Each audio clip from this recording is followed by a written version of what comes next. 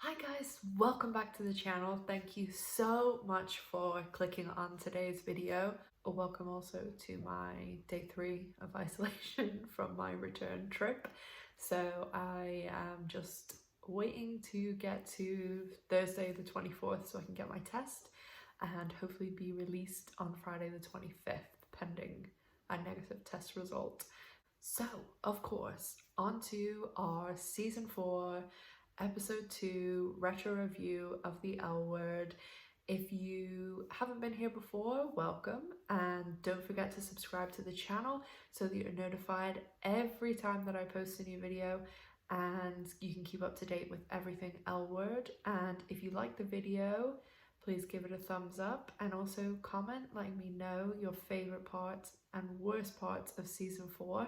And if you do all those 3 things, you'll be entered into a draw to win the L Word Generation Q Season 1 on DVD. So let's kick off with our Season 4 Episode 2, Livin' La Vida Loca. Season 4 is not one of the seasons that I constantly rewatch. That's normally reserved for Season 5, and then because I've watched Season 5, I normally go ahead and watch Season 6, and I do watch Season 1 and 2 a lot. And Season 4, every time I watch it, I'm like, why don't I watch Season 4 more? Because this episode, so many episodes, this one, the basketball one, the one where they steal the sign, I think it's the funniest moments of the L Word are in season 4 for sure. And to start off with, of course, Jenny, we get the fantastic Stacy Merkin is a vagina wing. Like, that is Jenny's most iconic line, I think. And Jenny actually is great in this episode. She has the interview with Curve magazine and Stacy Merkin. It kicks off that whole storyline with like Stacy Merkin becoming her arch nemesis, and the scene in the kitchen where Max and Jenny are talking and Shay's making cereal, and afterwards Jenny's like sitting up next to Shay on the counter.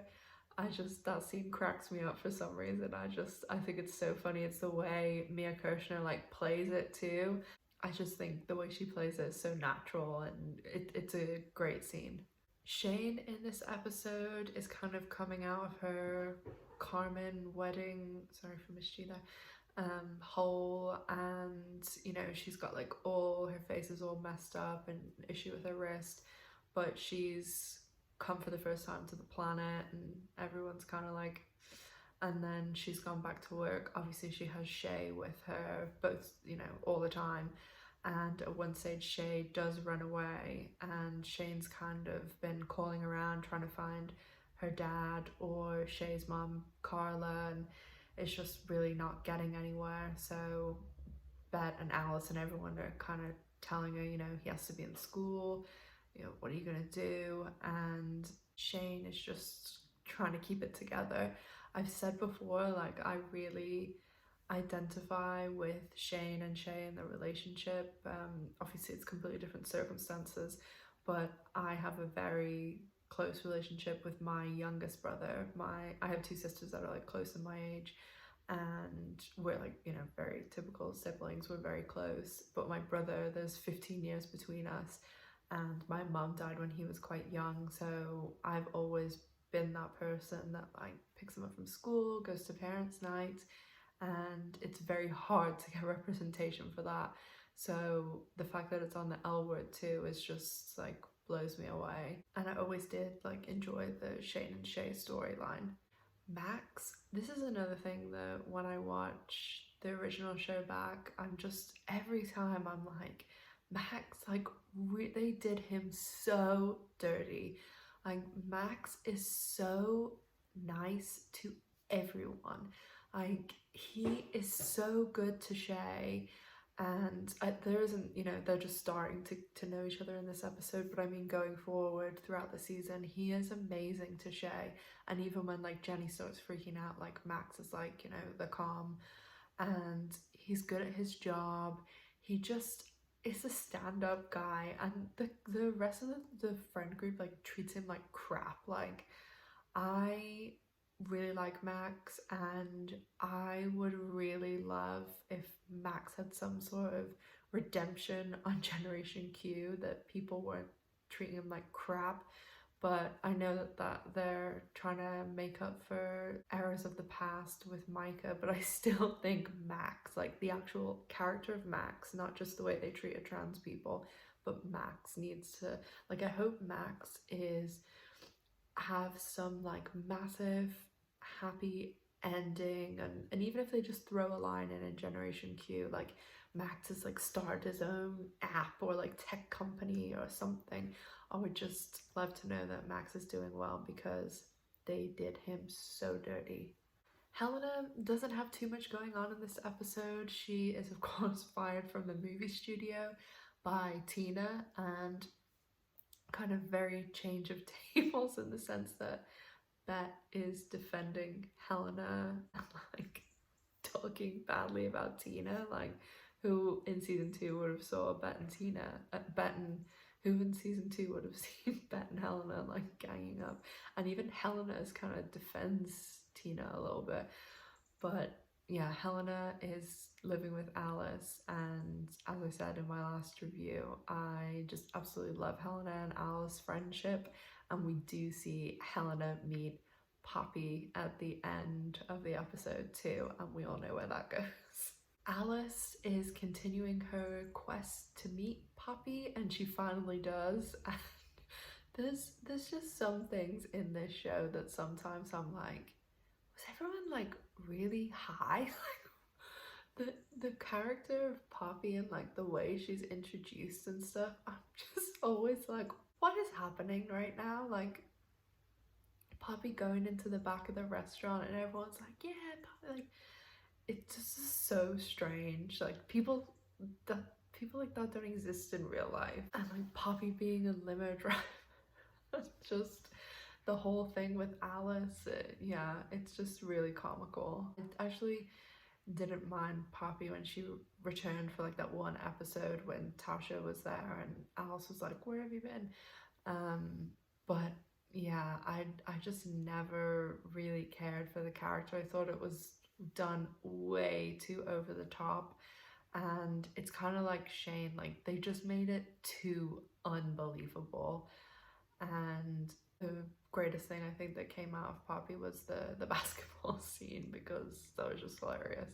Okay, everyone, controversial decision here, but for season 4, I will be splitting up Bette and Tina and talking about them separately, because they don't even have a scene together in this episode apart from the group scene when they're looking for Shay, but they're like on opposite sides of the group and don't like acknowledge each other or speak.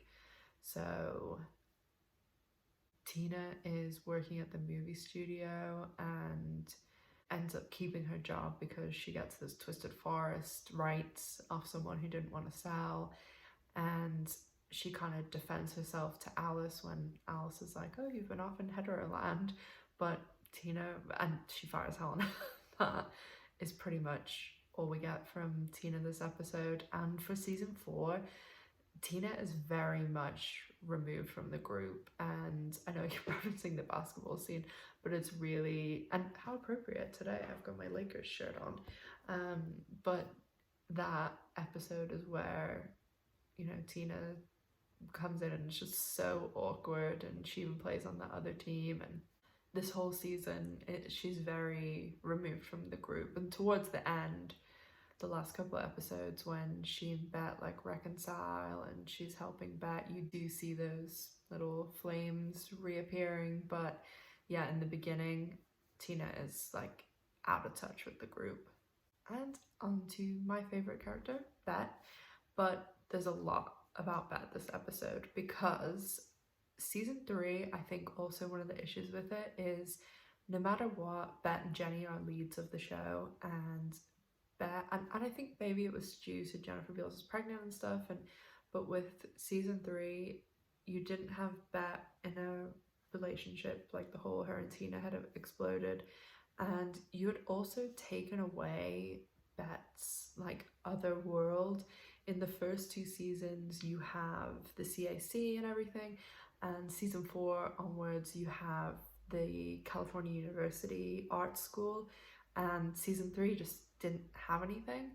And in both of those worlds, you have other characters that are brought in. I mean, this episode, we get Heather Rockroll, played by Sybil Shepherd, who is in the rest of the show from now on, and who I think is great. I said in my last video, I love Sybil Shepherd and Jane Lynch, like Phyllis and Joyce Wishnell when they're together. It's just, that pairing was genius. We also get our little shot of James is still with Bette, loyalist assistant ever, but the number one guest star of this episode is the other love of my life, Jessica Capshaw.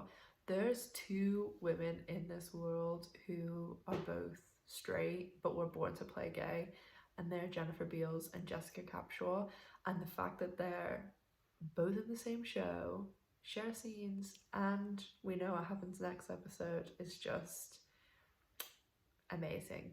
I mean, when I watched this episode for the first time back in, like, I think this came out 2007, I was around about the same age as Nadia. I was like 19, 20, and I really like the character. This is the second thing I think it's Jessica Capshaw in, the other thing being Minority Report. But watching it back now, I just love her even more because my other number one show is Grey's Anatomy, and I've been a fan of that since day one. And when Jessica Capshaw came onto that show, I was like, oh my god, it's Nadia. So I am so happy that we're on these episodes right now because Jessica Capshaw and Jennifer Beals together is just amazing. And I just love how, like, shameless Nadia flirts with Bette. Like, she does not give a F. She's just like, oh, like, check out your arms and stuff. I just love it. It's great. A lot of what we see with Bette is like the introductions to California University and the new characters and how things are going, and setting up, like, there's even a name drop of Jodie and saying like she's coming in a few weeks. We set up Phyllis coming out to her, and well, we know later why Phyllis chooses to do that to Bette, because she's always had a crush on her. But yeah, Bette is, and I'm sure other people can identify with this because I sure as hell can, that when you're like an out person, that baby gays kind of seek you out to, and when you've been out for years and it's something you're so comfortable with, like with me, I would say, oh yeah, I'm gay, but like I say it like I have blonde hair. Like, it's not something that I actively think about all the time. When I was younger and I wasn't out, like, yeah, I like obsessed about it, but now that I'm so comfortable with it and everything, so it's hard when people who are at that early stage do come to you and want to ask advice and stuff, because you're not in that place anymore. Like, it's just part of everything else that makes you you. But I still think like the whole Phyllis thing is just hilarious. But overall, just great episode. Really enjoyed it. Laughed out loud quite a lot. And I just keep the last coming, season 4. I need them right now. And that's pretty much it for this episode, guys. Let me know your thoughts, your favorite parts, your worst parts down in the comment section below. And as I said, if you enjoy the video, please give it a like, as it really, really helps out the channel. And if you've done all that, why not subscribe, and then you'll be entered into the draw to win the L Word Generation Q Season 1 on DVD. Also, don't forget to follow me on social media to keep up with everything L Word related in between videos.